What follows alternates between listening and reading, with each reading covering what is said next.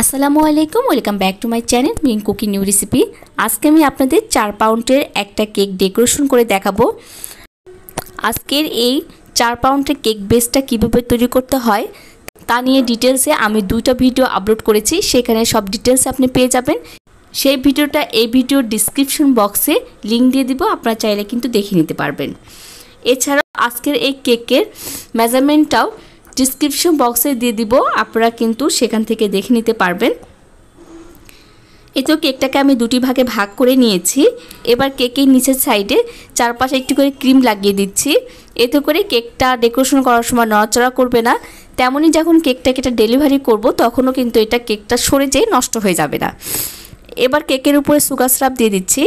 এখানে আমি 1 কাপ পানির সাথে 3 টেবিল চামচ চিনি মিশিয়ে খুব ভালোভাবে গুলিয়ে এটা সুগার সিরাপটা তৈরি করে নিয়েছি।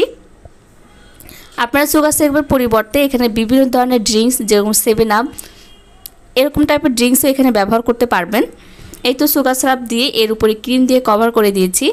এবার কেকের যে নিচের পার্টটা ছিল সেই পার্টটা উপরে দিয়ে এর উপরে আবার সুগার সিরাপ দিয়ে দিচ্ছি। কেক ডেকোরেশন করার সময় কেকের যে নিচের পার্টটা থাকে সেই পার্টটা সবসময় কেকের উপরে দিবেন, তাহলে ক্রিম দিয়ে লেবেল করতে আপনাদের অনেক সুবিধা হবে আর খুব তাড়াতাড়ি কেকটা ফিনিশিং করে নিতে পারবেন। সুগার সিরাপ দেওয়া হয়ে গেছে। এবার একটা পাইপিং ব্যাগে হুইপ ক্রিম ভরে নিচের সাইডে এরকম ক্রিম দিয়ে কভার করে দিচ্ছি।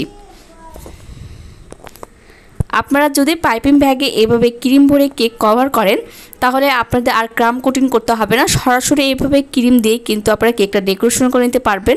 অনেকেই কমপ্লেন করেন আপু যখন কেকের উপরে ক্রিম লাগাই তখন কেকের উপরে গুড়ি গুড়ি ভাব চলে আসে। তাদের জন্য আজকে আমি একটা সিক্রেট টিপস দিয়ে দিচ্ছি। আপনারা কেকটা ঠান্ডা করে কিছুক্ষণ ফ্রিজে রাখবেন, তারপরে পাইপিং ব্যাগে ক্রিম ভরে যদি এইভাবে কেক ডেকোরেশন করেন তাহলে দেখবেন আর কোনোভাবে আপনাদের কেকের গুড়ি গুড়ি ভাব আসবে না, আর খুব স্মুথভাবে খুব তাড়াতাড়ি এরকম কেক ফিনিশিং দিয়ে নিতে পারবেন। এখন একটা স্ক্রাপারের সাহায্যে এক পাশে ধরে এভাবে টার্ন টেবিলটা ঘোরালেই দেখবেন খুব তাড়াতাড়ি আপনারা এরকম কেক ফিনিশিং দিয়ে নিতে পারবেন। যাদের হাত একদমই নতুন, কেক ফিনিশিং দিতে পারেন না, তাদের নিয়ে ডিটেলসে আমি একটা ভিডিও আপলোড করেছি, সেই ভিডিওটাও কিন্তু এই ভিডিও ডিসক্রিপশন বক্সে পেয়ে যাবেন আপনারা। এই তো স্ক্রাপার দিয়ে মোটামুটি সমান করে নিয়েছি। এবার একটা ব্রেড নাইফের সাহায্যে এক পাশ থেকে ধরে আরেক পাশে এরকম টেনে নিয়ে আসলে দেখবেন খুব স্মুথলি কেকটা ফিনিশিং দিয়ে নিতে পারবেন।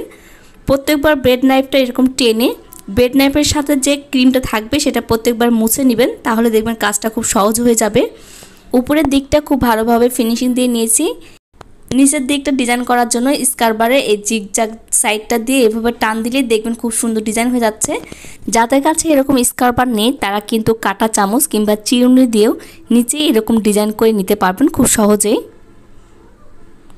এই তো চারপাশে আমার ডিজাইন করা হয়ে গেছে। এখন কেকের উপরে ডিজাইন করব, সেজন্য একটা পাইপিং ব্যাগে হুইপ ক্রিমের সাথে কয়েক ফোঁটা ব্লু কালার মিশিয়ে এরকম স্কাই ব্লু কালার করে নিয়েছি। এবার 2D নজলের সাহায্যে এরকম গোলাপ তৈরি করে নিচ্ছি। আরেকটু করে ফাঁকা রাখছি যেন এই ফাঁকা অংশ আরেকটা করে এভাবে গোলাপ ফুল তৈরি করা যায়। এই তো আমি চারপাশে এরকম গোলাপ ফুল তৈরি করে নিয়েছি। এবার ওই 2D নজল দিয়েই পার্পল কালারের ক্রিম ভরে এই ফাঁকা অংশগুলোতে আবার গোলাপ তৈরি করে দিচ্ছি। এই গোলাপটা তৈরি করা খুব সহজ। নজলটা যেখান থেকে শুরু করবেন ঠিক সেখানে এনে প্যাচ দিয়ে ঘুরিয়ে শেষ করে দিলে দেখবেন খুব সুন্দর করে একটা গোলাপ ফুল তৈরি হয়ে যাবে। এই তো চারপাশে গোলাপ তৈরি করা হয়ে গেছে। এবার 6B নজলের সাহায্যে এরকম ডট করে দিচ্ছি প্রত্যেকটা ফুলের মাঝে মাঝে। এতে করে কেকটা দেখতে আরও বেশি গর্জিয়াস লাগবে।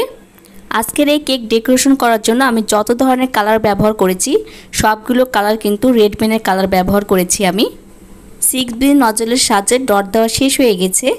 এবার প্রত্যেকটা 2টি ফুলের মাঝখানে এরকম সাদা কালারের হুইপ ক্রিম পাইপিং ব্যাগে ভরে জাস্ট মাথাটা কেটে নিয়ে এরকম ছোট ছোট সাদা করে করে এরকম করে ডট দিয়ে দিচ্ছি। এতে করে দেখে মনে হবে প্রত্যেকটা ফুলের মাঝখানে একটা করে মুক্তদানা দিয়েছি। এবার নিপ নজলের সাহায্যে এরকম কিছু পাতা দিয়ে দিচ্ছি প্রত্যেকটা ফুলের মাঝখানে যেখানে যেখানে ফাঁকা আছে। পাতা দেওয়া হয়ে গেছে। এবার 0 সাইজের একটা স্টার নজলের সাহায্যে প্রত্যেকটা ফুলের মাঝখানে একটা করে ডট দিয়ে দিচ্ছি। এতে করে কেকটা দেখতে আরও বেশি সুন্দর আর অনেক বেশি গর্জিয়াস মনে হচ্ছে।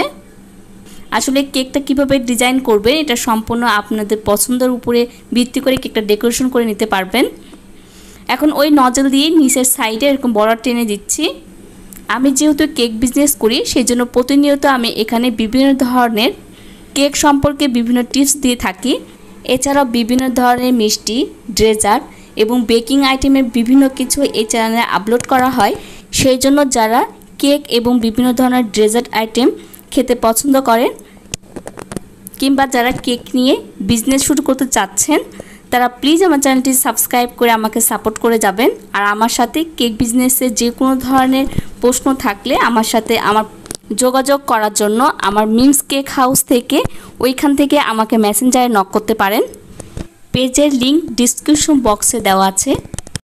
এই তো কেকের উপর আমি 5 লিখে দিয়েছি আর কেকটা যার জন্য তৈরি করেছিলাম তার নামটাও লিখে দিয়েছি। এবার কেকের মাঝখানে কিছু টপার আর বাটারফ্লাই দিয়ে ডেকোরেশন করে নিয়েছি। আজকের এই সহজ কেক রেসিপিটা আপনাদের কাছে কেমন লেগেছে তা অবশ্যই কমেন্ট করে জানাবেন। ভিডিওটি ভালো লেগে থাকলে ভিডিওতে একটি লাইক দিয়ে চ্যানেল সাবস্ক্রাইব করে পাশেই থাকবেন। আর যারা আমাকে ফেসবুক পেজ থেকে ফলো করছেন তারা প্লিজ পেজটা ফলো দিয়ে রাখবেন পরবর্তী নোটিফিকেশন পাওয়ার জন্য। আজকে এই পর্যন্তই, দেখা হবে নেক্সট কোনো ভিডিও নিয়ে। এতক্ষণ ভিডিওটি দেখার জন্য সবাইকে অসংখ্য ধন্যবাদ। আল্লাহ হাফেজ।